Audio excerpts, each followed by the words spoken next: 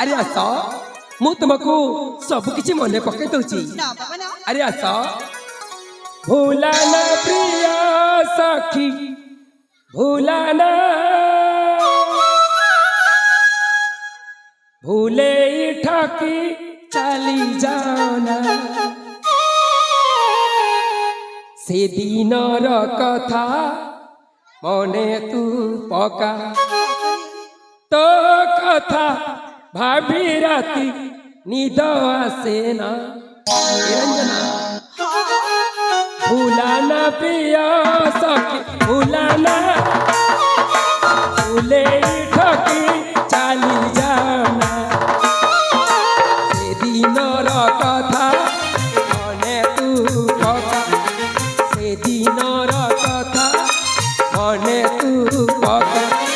तो कथा भाभी राती आसे ना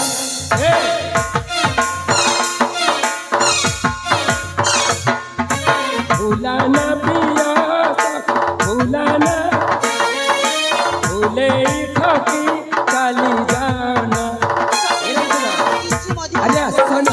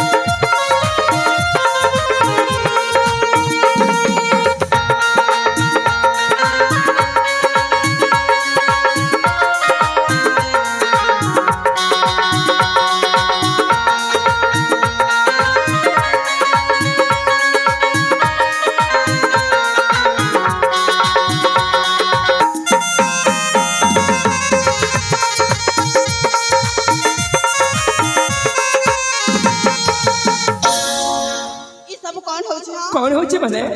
मो पिला दिन साथी को सब किछि मने पके दोची मो। अरे सुनो संग साथी हे खेलु दिलु आमे अपनर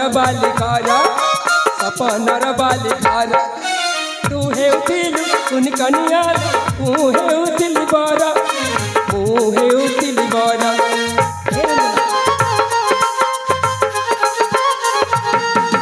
संग साथी हे खेलु दिलु आमे अपनर धूली घर तू हे उथिलु उन कनिया मु हे उथिलि बरा मु हे उथिलि बरा भूलाई दियाना सुबह सुरा भवना हे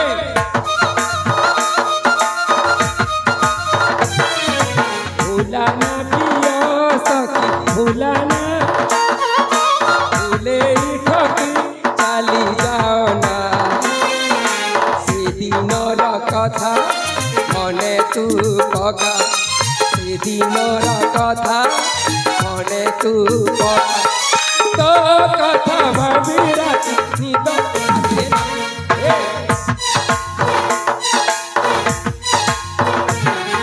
भूलाना प्रिय सखी भूलाना भूले